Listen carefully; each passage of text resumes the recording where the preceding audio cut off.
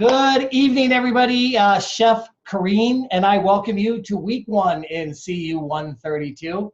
Hi, Kareen. Chef Kareen, how are you? This class is an awesome class. As Chef Kareen was mentioning before we started the class, we get to journey around the world. Not only are we going to learn a lot about different foods, but we're also going to explore different cooking utensils, different customs, and different things people do around the dinner table, which I've always found fascinating because that's what makes us all so unique, but it also makes us all so together at the same time. And so we're going to celebrate a lot of these things that we find from throughout the world. My name is Chef Warren Weeks. For those of you that don't know me, I've been here at Escoffier for a little while. I too have worked all over the world. I've spent about 25 years as an executive chef, director of food and beverage, and decided to get into education as I'm slowing down. So I will be your chef instructor, and then my awesome partner in this class is Chef Kareen. Chef Kareen. Hello, everybody. All right, so I must warn you, I'm from Barbados, but I grew up in Brooklyn. So if you have me as an evaluator, that accent is gonna go back and forth. It really spikes up when I love your food, okay? Couple of things I wanna point out to you. Well, you know what? Let me just go ahead and introduce myself. Like I said, from Barbados, grew up in Brooklyn, New York. Um, I have worked in the industry, oh gosh, since a teenager. My very first job in the industry was at Windows on the World on top of the World Trade Center, the former World Trade Center in New York City. So I started out really early. My mom was a chef, and to be honest with you, I didn't want to do this. I like fashion and all the girly stuff. So I went that route. I dressed some celebrities and traveled the world. And guess what? Wherever I went, there was food. I think someone upstairs was trying to tell me something. I wasn't ready to listen. But on this side of it, my passion called and I answered, and it's food. I never dreamt of being a chef or an instructor or teacher of any kind. But next to having my daughter is like the greatest thing because I get to meet people like yourself and we all take this fantastic journey based on food. I am an entrepreneur also. I have a clothing line. I also have a company called Dash of Cocoa. My nickname is Coco, so they call me Chef Coco. And then I have an international academy where I work with the youth based on culinary arts. Culinary arts is extraordinary because this is an industry where just about anyone can come into it. It's very sharing and it pulls you in. So lots of people come on in and they find a niche, and that's what we're asking you to do. A few things I want to touch on real quick, Chef. Um, your narratives. You're going to be introduced to a new narrative, and Chef will go over it more in detail. It has three sections. Research. We're traveling to countries and we will be researching. So you're just answering those questions, and as I grade you, I'll point out little things to you to kind of help you on your journey. The second part of the narrative is the flavor profile that you're used to. It's just laid out a little bit different. And then the third part has to do with your production for that week.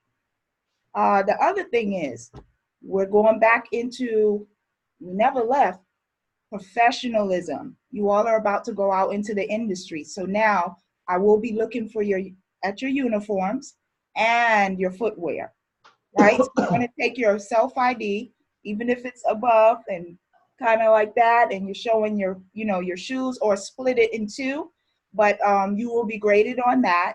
And plating, this is where we want to see what you got. So we're looking for you to plate up 2 final plates, okay? If you have just enough for 1 plate, split it. Do 2 plates, because we're looking at your plates, right? We want to see that you can plate up for more than 1 person, because out in the industry, you will be plating up many plates. So we want to get you in the hang of that. And I think that's it for now, Chef. I'll throw it back to you. Chef Crane, that was some awesome advice. And you also created a great segue. Hey, ladies and gents, this evening, what's on the plate? We're going to talk for a couple of minutes about some expectations that we expect during this class, and then we're going to dive into the United States this week. We're not going to go too much into detail in the United States this week. Usually each week we get into a lot of different cooking utensils and a lot of dining traditions. However, we're here. So we know quite a bit of this information right off the top of our head. So once again, everybody, welcome to CU 122. Chef Kareen was talking a bit about narratives. Narratives are essential to your success in industry. Once you become a chef out there, you're not only going to have to learn how to write menus efficiently, describing the flavors and techniques that you use to prepare your food, but you're also going to have to be able to share that information with your staff who sells your product. And then you're also going to find yourself at your guest tables quite a bit. When a guest asks you about the pâté de foie gras, you're not going to look at them and say, it's good. No, you're going to have to sell that dish and be able to describe the flavors. So this narrative really does become a very powerful tool for you once you are in industry. So thanks for bringing that up. I really, really appreciate it. Chef Kareen also mentioned a little bit about some of the research that's due on these narratives. These narratives do require additional research other than what you have been used to so far. So you're not only going to have to refer to publications, but I recommend Google is a fantastic way to lead you throughout the world and really learn and understand about some of the traditions in other countries in this world. One of the biggest things that affected me in my career, I took a position as an executive chef with Crown Plaza Hotels, and they sent me down to the Port of Spain in Trinidad and Tobago. And as an American, I thought I knew everything and I had the world in my grips. When I arrived down there, I learned that the world was a lot bigger than I ever anticipated, and there were a lot of different ways to cut a chicken. So I ask that you remain open-minded as you're learning about all these other cuisines and traditions out there. Very, very important. So ladies and gents, let's take a look at a couple of slides. Each week we prepare a slide presentation, and that slide presentation is then posted onto the class page, where you can go back and refer to it as needed. Chef Kareen and I like a lot of interaction in this class. We love it when you guys ask questions. So that really helps us out. If you want to ask a question, just raise your hand and we'll get right to you and we'll take care of it. So starting this week, attendance is a huge issue in this class, ladies and gents. So if everybody could do your best to make sure that you're posting attendance at least every 3 days. It's very simple. This is our week 1 class page right here. Each item with the check mark next to it, when it's completed, it posts attendance for you. So this week has 7 days in it, and there's 6 activities. So everybody should be able to maintain current attendance without us having to reach out to you. Part of the problem is when you don't post your attendance, we're out having to call you, and that takes valuable time away from helping other students that need help. So please do your best to do that. We would really, really appreciate it. A couple of activities here on the class page, such as the knowledge checks. You can take those as many times as you like, and only the highest score will stick. So if you have to do it twice, it's not too big of a deal. So we really appreciate that, everybody, if you could do your best to stick with that. And then on-time submissions are also something that Chef Kareen and I work really hard to help everybody out with. We know that life happens. We all went to school as well, and we know that there's a lot of stuff going on out there. Hey, but this is a time of sacrifice, right? Because you're building a better future and you're pursuing your dreams. So we expect excellent time management, just like you do in industry. So as you work to become a professional, focus on time management. Take time to plan, prepare, and execute your assignments each week. Chef Kareen and I expect to see your assignments early. I suggest that you make, number one, you make your weekly assignments in this class part of your evening meal. Your family will worship you, your friends. You'll have friends coming out of the woodwork, coming over to your house to try your food. It's a wonderful thing about being a chef. So something else, instead of trying to do the entire assignment all at once, break it down into smaller pieces. For example, one day, gather your mise en place. The next day, execute it, right? And then take the pictures. And then the next day, sit down, go through the rubric, make sure you have everything, and then submit your assignment. Wait for Chef Kareem's suggestions to help you out. It'll make your life a lot easier spending 15 minutes a day versus a couple hours late on a Tuesday night. So, and then ladies and gents, you guys rock. Thank you very much for being here, everybody, at this live session. Live session attendance or watching the live session archive is critical to everybody's success. And that's what Chef Kareem and I's #1 goal is, to see everybody rock this class to the core. So, hey, if you can't make it, and you're here tonight, but if you can't make it, you have the live session archive right down here each week, listed directly underneath the live session itself. Go ahead and watch it. It also helps you post attendance, so very, very important. So does anybody have any questions so far? Ladies and gents, you have a tremendous amount of support here in CU 132 and at Escoffier. Chef Kareem and I are both here to help you succeed. Sometimes it takes picking up the phone and calling us, sending us a text message, or shooting us a class message. Hey, you're not bothering us. So if you're stuck on something and you can't figure it out, give us a shout. That's what we're here for. We're here to help you out. Our contact information is on the right-hand side of the class page. You'll see both myself and Chef Kareem with multiple ways to get a hold of us right here. I like it when students send me a text message. Chef Kareem, how do you like it when they contact you? Text me all the way, or an email. Yeah. That's the fastest way. Text or email, we'll get back to you the fastest way. Sometimes the school messaging system goes a little slower, so we want to help you out as quickly as we can. I've heard in the past that some students sometimes feel, hey, I don't want to bother you guys. Chef Kareem and I get lonely, We love it when people reach out. Isn't that right, Chef Kareem? You love hearing these calls, right? So pick up the phone, give us a shout. We're here to help you succeed. That's our goal. So ladies and gents, each week in CU 132, we like to prepare a prep list, because when we go into work in industry, the first thing we do every morning after we grab ourselves a cup of coffee is we sit down and we make ourselves a prep list. What are we going to do that day? How do we prioritize our day? So we're going to start out by showing you an example prep list of here in CU 132. This is week 1, right? So we have our research materials. Very important each week that you open those up and you go through them. Provides a lot of valuable information in there to help you succeed in the class. You have 2 knowledge checks each week. These knowledge checks can be taken as many times as you need, and only the highest score will stick. So you can take it 75 times and only the highest score will stick. And each time you take it, it counts for attendance, right? And then we have our live session each Wednesday at 6:45 p.m. Central Standard Time. And then directly below it is a link to the live session archive if you need to refer back to something.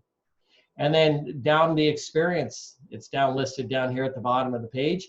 And this week we are in the United States, which is kind of cool. It's our home turf. What we suggest this week, Wednesday, live session. On Thursday, sit down, read the research materials, complete both knowledge checks. Done, right? Life is good. And then on Friday, sit down, read the assignment, prepare timeline, purchase mise en place on Friday. And then on Saturday and Sunday, complete the assignment and submit it. Check it against the rubric before you do that. And then all you have to do is sit back, nice and comfortable, and wait for Chef Kareem to make any suggestions about any revisions that you need. Any suggestions in that department, Chef Kareem? You're right on it, Chef.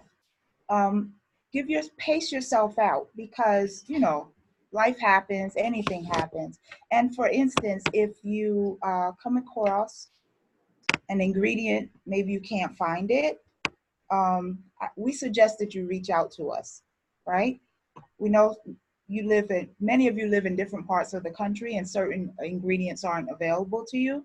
We can always recommend something else that you can use, especially when you go further down into the class. You're going to come across some ingredients that you may not be able to find, right? But reach out to us. You're not doing this journey on your own, right? We're here to help you. Absolutely. Great words of advice. And by the way, try not to reach out to us late on a Friday night, because sometimes we do have lives too, or late on a Tuesday night when you're trying to get your assignment done. Chef Kareem and I can get busy, and we do other things as well. So try to get a hold of us during the work week, and we're going to do everything we can to help you out. So also be conscientious of the time zone change. I'm out on the West Coast. Chef Kareem is on the East Coast. So there is a slight time change as well. Does anybody have any questions so far? No, we all solid? I have this feeling, Chef Kareem, this class is going to rock the house. I know that quiet. We're not believing that quietness. Everybody's focused, man. They're just okay. Chef Kareem. Yes. Oh no, I was just I had I think I might have mentioned it. I already did the when I was at work earlier, I did the knowledge checks already. I wanted to kind of get them out the way so I can focus on the actual assignment. Actually I'll pick Saturday to do it. Okay. All right. Awesome. Great job running ahead of the game. Yeah, I call that you're showing off on me, and I like it. When we have a term in the world of culinary arts, and it's called proaction before reaction. And we love proaction because we hate having to react. For example, ladies and gents, when we're in industry and we're preparing a banquet for 500 people, right? We do not start cooking the day of the event.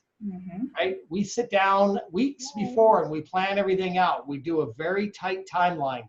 This will be done on Tuesday, Wednesday, Thursday. This is who's going to do it. This is how long it's going to take. This is what I'm going to buy and when I'm going to buy it. This way, the day of the 500 people, we're sitting back, enjoying a cup of coffee, watching the food go out.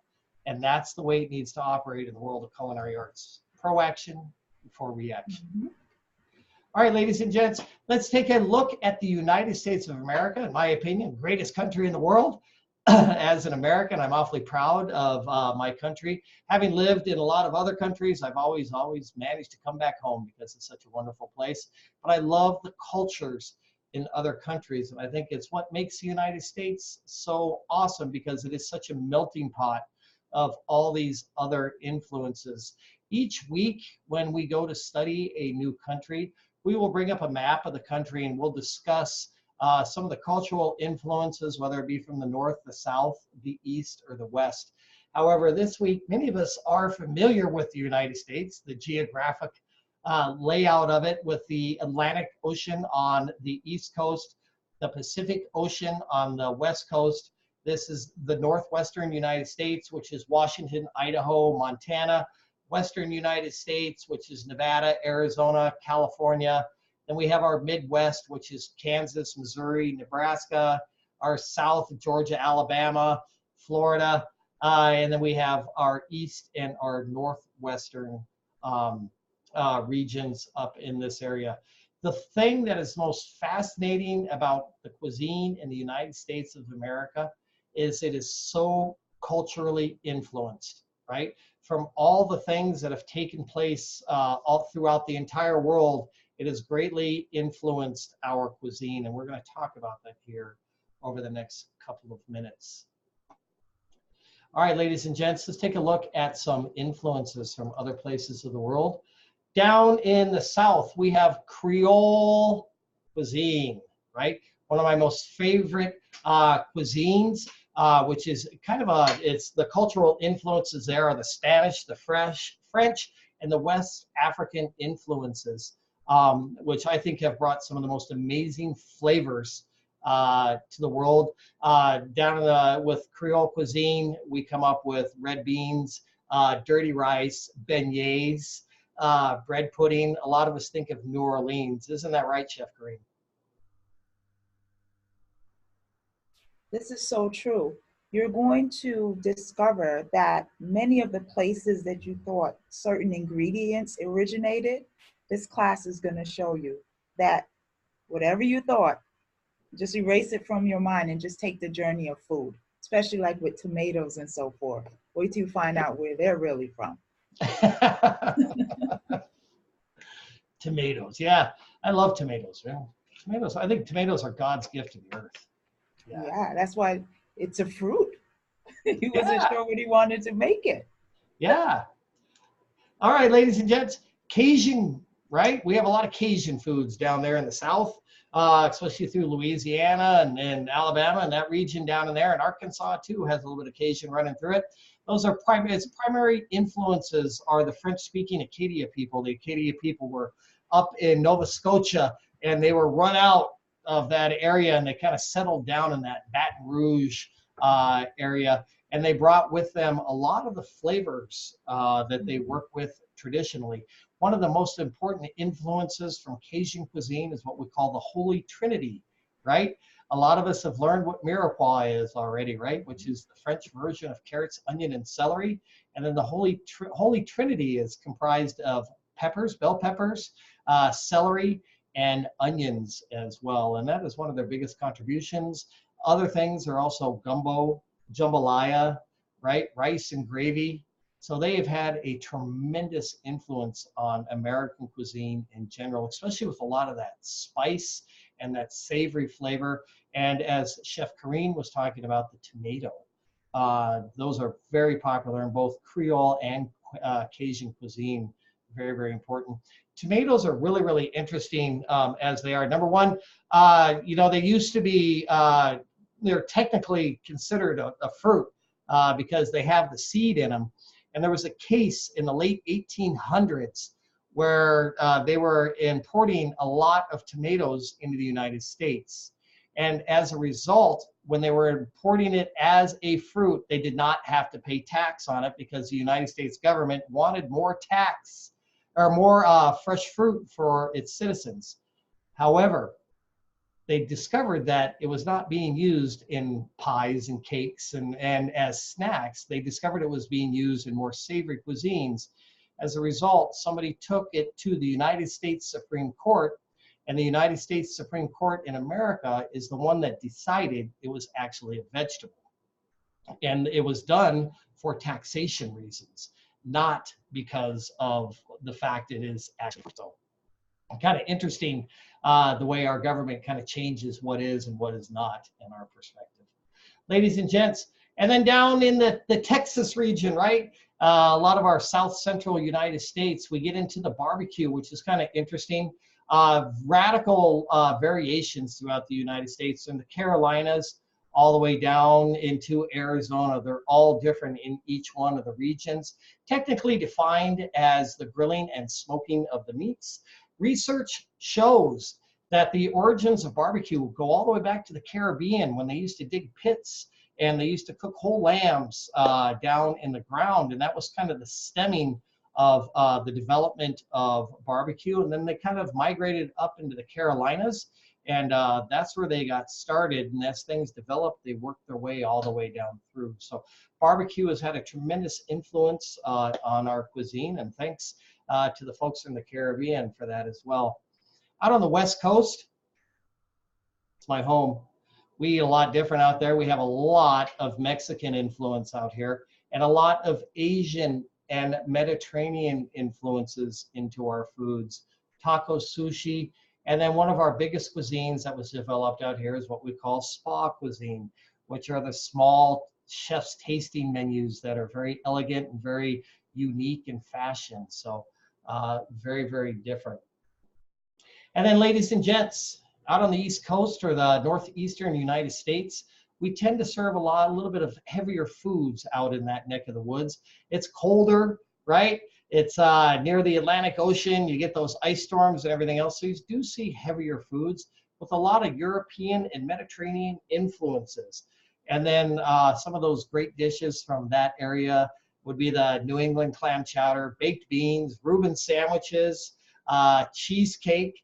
So some of those wonderful dishes are very noted from the east or northeastern coast of the United States. The northwest of the U.S., wow, there's some awesome foods up there because of the plethora of fresh produce available. Strawberries, raspberries, blueberries growing wild everywhere. And then the fresh seafood is abundant. They have a lot of Arctic, Asian, and European influences into the cuisine. A lot of seafood, Pacific salmon, Dungeness crab, lots of oysters are served in the cuisine, and lots of game is also served in that area as well. And then, hey, nobody could ever knock the Midwest. I think Midwestern cuisine is probably the idyllic American cuisine, if I was to describe it to somebody else. You see in the Midwestern United States a lot of influences from the Germans, the British, the Hungarians, the Scandinavians. They seem to settle down in that area quite a bit. And that's where we consider that to be classic American cuisine right there, between the chili, the meatloaf, the corn, the puddings, and the pies. It's right down the middle. So Chef Karine, and in Barbados, did they do much barbecue or much in-ground cooking at all? It's not called barbecue. It's more like the jerk. The jerk, but it was done. It was done in the ground, or They would do it in the ground, or they would take, like if you actually ever saw the way the Jamaicans do the jerk, they have like this big metal can, which probably had water or something in it, and they will cut that can in half. The can is it's huge, and they turn it into like a cradle where you can put all of your charcoal inside, and then they will, I'm going into my accent so when they can understand me better. They will make like a rack, a makeshift rack where you will put your meat on top, and then you smoke it. Now the chips could be just like here in the United States, they might use hickory or something like that. They do the same thing, but the flavors are different because of the jerk spices. And what you all are going to do this week is more of the marinade. In the Caribbean, we use the actual spices and the herbs. Why? Because they're so abundant and on the land, no matter what the island is. So as you discover, as you go every week into these different regions and countries, you're cooking the techniques that's used around the world, but the only difference is the ingredients that's available to that specific area or country. That's going to change. So that's where you have to understand as that cook. We always say you cook with your gut, because that chef's intuition kicks in. That's where you have to understand the ingredients and the contents in the ingredients. Like Chef mentioned about the mirepoix, the onions. Onions are really nothing but sugar. And you have to understand that with the right amount of heat, you can take it up or down. Later in the class, we're going to ask you to do develop caramelization. And you have to be able to work with it, especially in week 2, when you're working with the French onion soup. So you have to, a number of things you have to control at the same time. And you're really prepped for it. You just have to be prepared to do it. And this is where you develop your flavor, your hand. Like for instance, I call 2 people like Andrew and Ricardo. You might cook the same thing, but based on what you're bringing to the table and your knowledge of that particular ingredient and their heat source and your techniques, it might taste different. And that's the beauty of what we do. We're artists, flavor artists. It's really true. And one of the biggest benefits of this class, I think, in order to develop your own style as a chef, you have to have a lot of exposure to other foods and other cuisines. And that exposure helps you to develop into your own. And I think this class is the one that's kind of like a finishing school when it comes to developing style.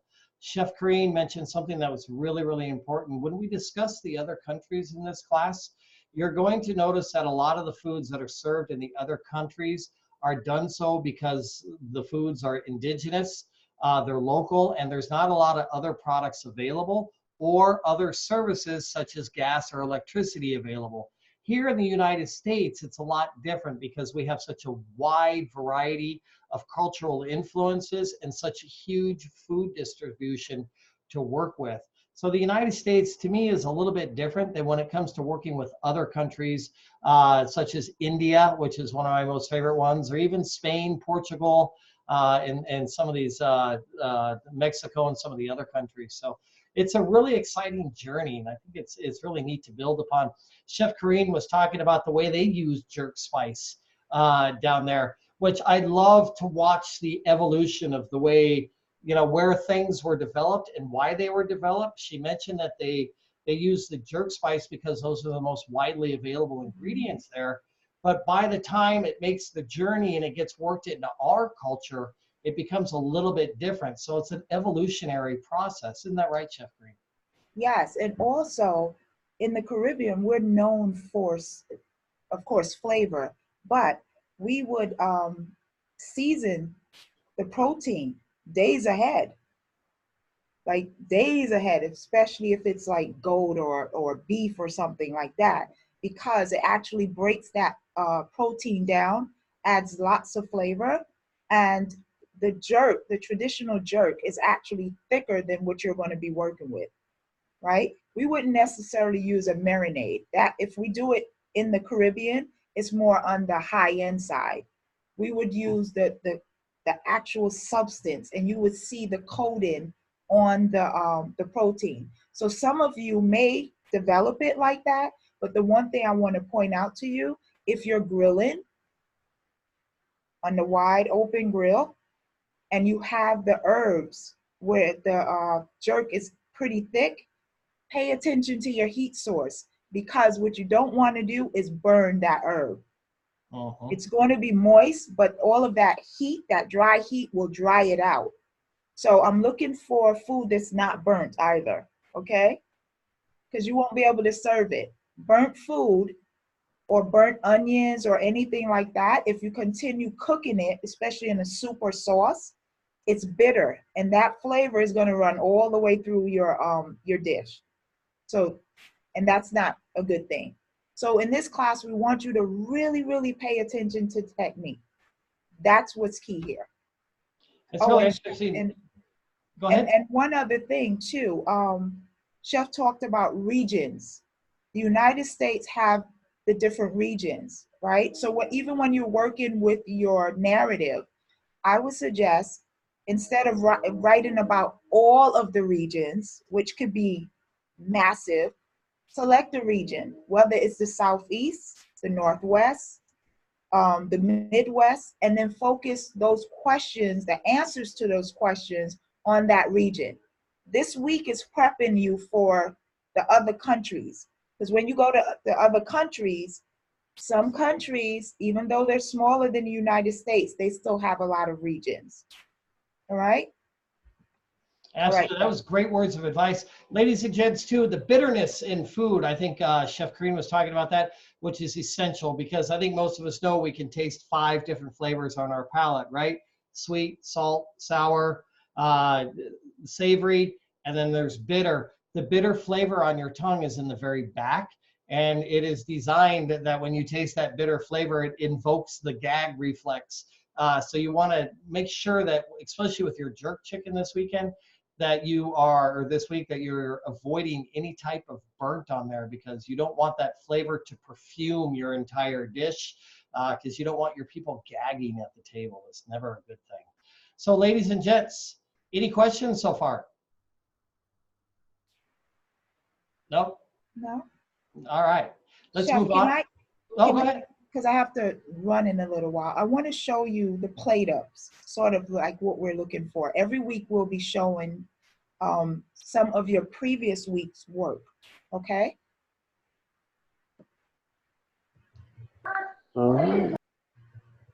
Oops.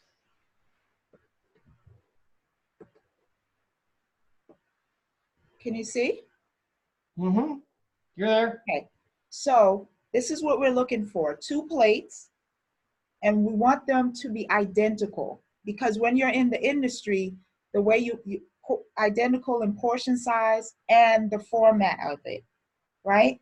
So let's say, for instance, if the guest is sitting here and the protein is here, it should be the same setup or placement for the guest that's here. And this is what we'll do every week. We're looking for 2 plate ups. Right? You don't have to go all crazy looking, you know, or going crazy trying to find ideas, but You can do look up plate-ins on the internet, and you can kind of get an idea. I even look up desserts, because a plate up is a plate up.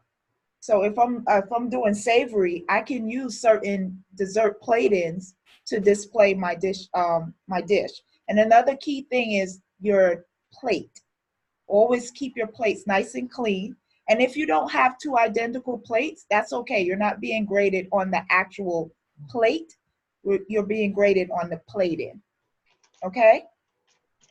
All right, Chef. All right. Let me close this out.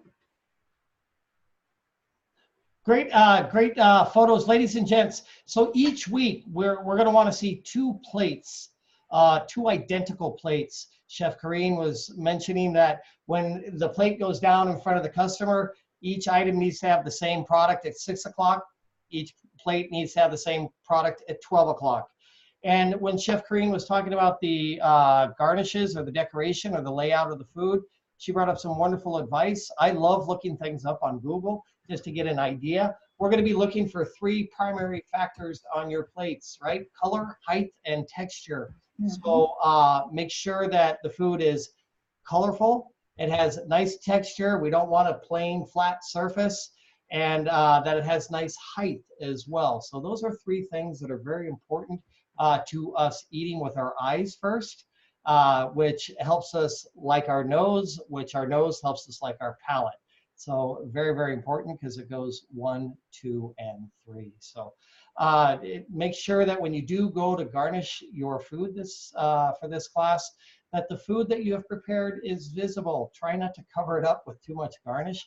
When you pay for a Wagyu steak, you want to see the Wagyu steak. It's very important. And then the garnishes that you use on the plate, make sure they are applicable to what is being served. For example, if you're serving jerk chicken, right, which is kind of a Caribbean dish, there's lots of Caribbean type garnishes, from a grilled pineapple wedge to some nicely sliced cucumber, to a variety of different fresh herbs that can enhance the appearance of what you put on your plate. Very, very important. So it's a style that develops and evolves. So don't be discouraged if it doesn't come out looking too great the first time. By the 12th week, you're going to be rocking the house, and that's what we like to see. So great advice, Chef Kareen. All right, Chef. I'm going to leave you all right now, but feel free to reach out, and I'm looking forward to your submissions. And you do have another choice of a dish, the chicken Florentine. Yeah, so Chef will tell you more about that, and I'll see you all in your submissions. All right. Have a great night, Chef Kareen. All right. All right. All right, ladies and gents, let's rock on and take a look at this week's options. This week's assignment under experience, United States. Right here it says options. So that means you have to make one or the other. Somebody just asked in the chat group if you could make both. Absolutely. Why not? We love that. I think that's fantastic. You have your choice to make either jerk marinade or chicken Florentine, and we're going to discuss both of those recipes right now. Make sure you do see this. Brining time for chicken Florentine should be 30 minutes minimum or 1 hour maximum. The reason for that is the longer that you leave poultry in a sodium-based brine, the drier that it will become.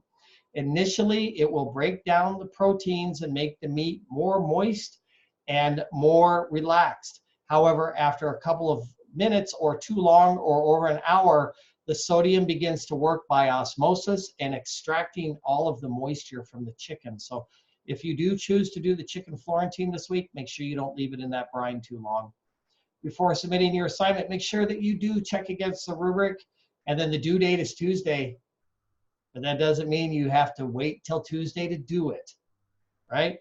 So you could always get an early start. We'd like that. We talked quite a bit about jerk chicken so far. I love this dish. It has a lot of flavor to it, and there's a lot of different variations you can do down the road. But for this week, you're going to make your marinade with coriander seeds, onion powder, garlic powder, allspice, ground ginger, dried thyme, black peppercorns, ground cinnamon, granulated sugar, Chef Kareen talked about burning things on the grill. That sugar is what caramelizes and creates that blackness in the jerk chicken. So you want to be real careful with that. Okay, nutmeg, cloves, habanero chili powder or cayenne. It's got a little kick to it. Lime juice, canola oil. This recipe calls for leg quarters. I love to work with chicken thighs for this. That's kind of my preference, boneless, skinless chicken thighs. They maintain moisture much better. They don't dry out nearly as quickly. So you're going to combine all your spices in a coffee grinder. If you don't have a coffee grinder, you can use a blender, right? Put all your spices in there, and then you're going to pulse them a couple of times to grind them up. And then in a separate large bowl, you're going to add your oil and your lime juice, and you're going to mix that to combine, and then you're going to coat your chicken in that lime and oil. So at that point, you're going to add your spice after it sits for about an hour. And then you're going to add, you're going to take the chicken out of the marinade, and then you'll put the salt on it. You don't want to salt when it goes into the marinade, right? Because we just talked about that. If the salt sits on the chicken for an extended period of time, up to 12 hours, it's going to dry that chicken out. So you don't want to add the salt until the very end. So you're going to blend your, you're going to blend all of your dry ingredients, and you're going to mix your lime juice and your oil. And then you're going to add your chicken, coat it, and then you're going to toss it in the jerk chicken marinade from your blender or coffee grinder. You're going to let it sit for a couple of hours, and then you're going to pull it out, and you're going to grill it if possible. If you don't have a grill, you can saute it. That's perfectly fine. I do suggest, if your chicken pieces are a little larger, to finish them off in the oven at 350 degrees. Until they reach an internal temperature of 165 degrees. We've talked about burning a couple of times, especially on the grill. It's very easy to do that. What we do in industry when we're working with things like jerk chicken, we'll mark them on the grill, we put them onto a sheet pan, and then we put the sheet pan into the oven, and we let the oven finish it off. That will prevent the product from burning and still give it that nice appearance. Any questions about jerk chicken? Anyone? All right, ladies and gents, that is one of the options for this week. The other option for this week is chicken Florentine, which is basically a stuffed chicken breast. I highly recommend that the first thing you do is you make your stuffing. Okay, that would be step one. You're gonna take your oil, your onion, your baby spinach, and you're going to saute it. Pull it off, let it cool down. Then you're going to fold in your sour cream and your shredded cheese. If you don't have pepper jack cheese, you could probably use cheddar or Swiss. That'll work just fine. And then that will be your stuffing. You can set that to the side. And then you're going to take your chicken breast and your salt and your warm water. And you're going to mix the salt in the warm water. And then if you want to add any aromatics, aromatics are a plant-based item that give off an aroma. You can do that. You're going to pound your chicken breast until they're about 1/4 inch thick. I highly recommend that when you do this, you take plastic wrap or saran wrap, I think you call it at home. You'll get 2 or 3 sheets. You'll put your chicken breast down onto your work surface, then you'll cover it with plastic wrap. And then you'll take a saute pan or mallet and you'll pound it down, pushing out each time as not to shred the meat. And you're going to pound it down until it gets to about 1/4 inch thick. Make sure it's nice and even. And then you're going to place that chicken into the brine. Remember a few moments ago, we said we don't want to leave it in the brine any more than an hour. The brine is the warm water and the salt. You've mixed that together. You've pounded out your chicken breast. You'll then put the chicken into the brine for about 30 minutes to an hour, which will help add some moisture to the chicken. And then you've already done your stuffing right here. So that's already cooled and set to the side. You're going to lay your chicken breast out flat, and then you're going to fill it with your stuffing and roll it, right?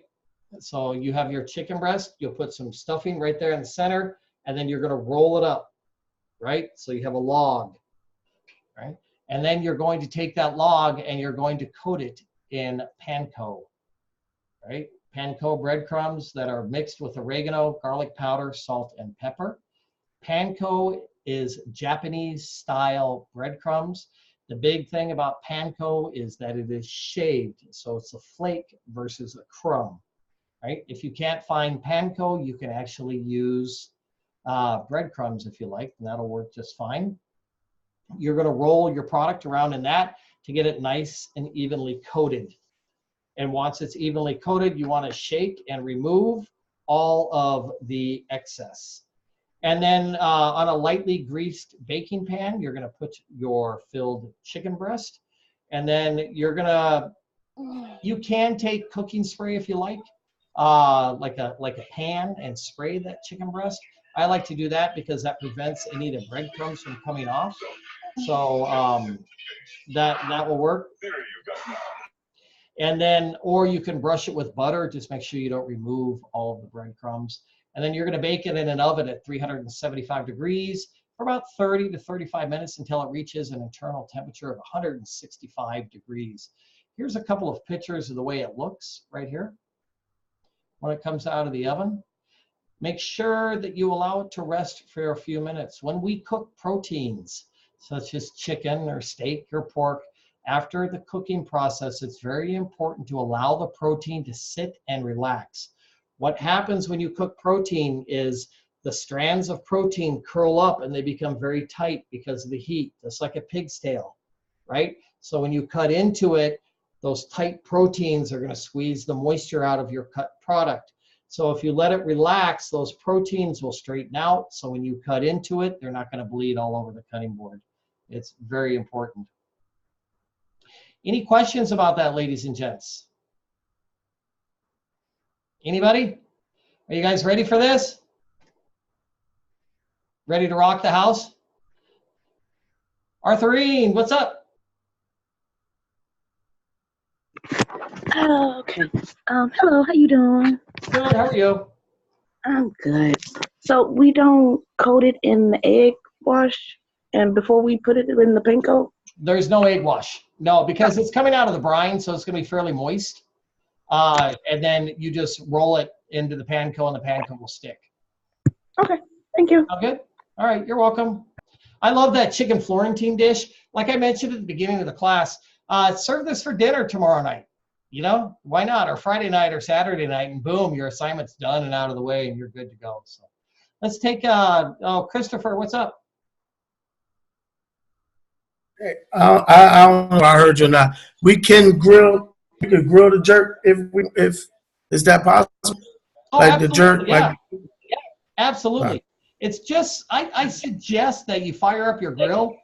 Right, all grills have hot spots and cold spots on them. yeah. I've done it before. It's tricky.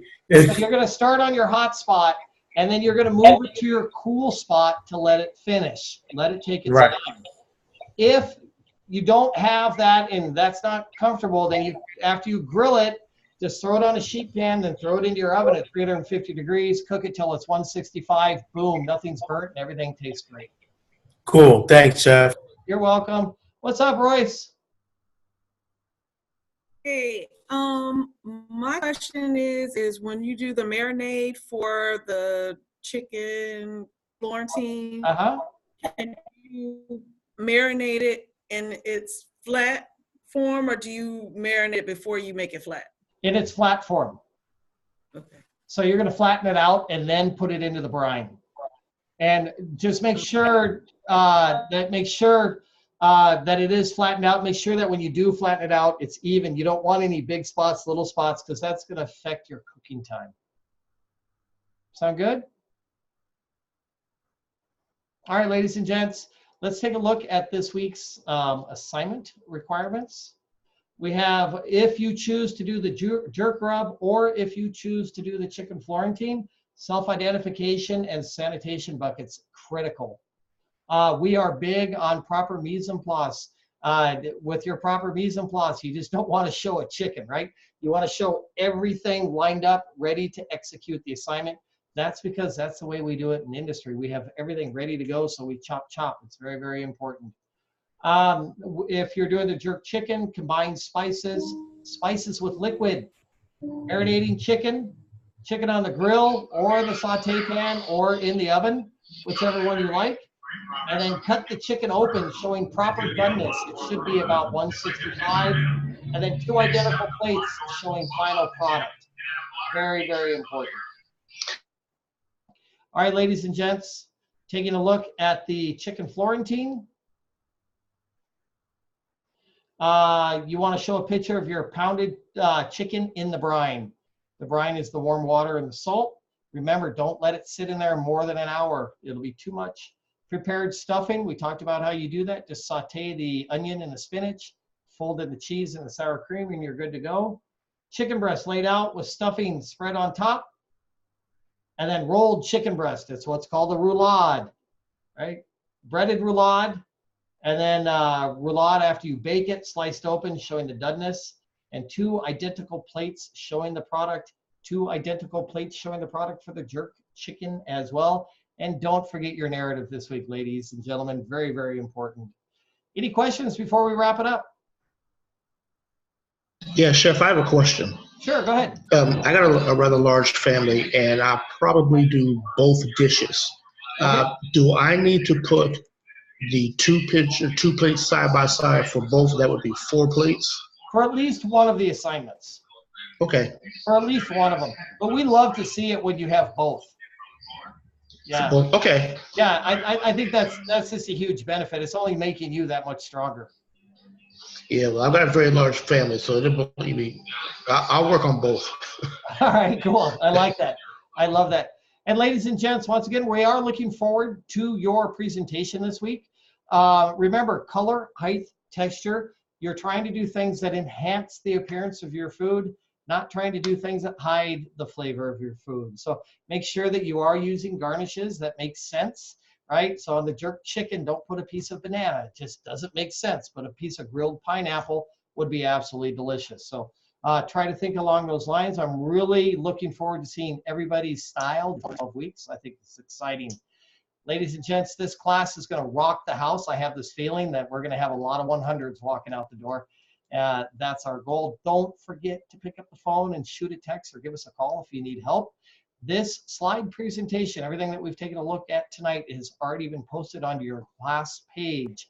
And there's also some additional information on there too for some research help. And then, hey, you guys are a great class. We look forward to seeing everybody next week. Take care, everybody. Have a great class, or a great night.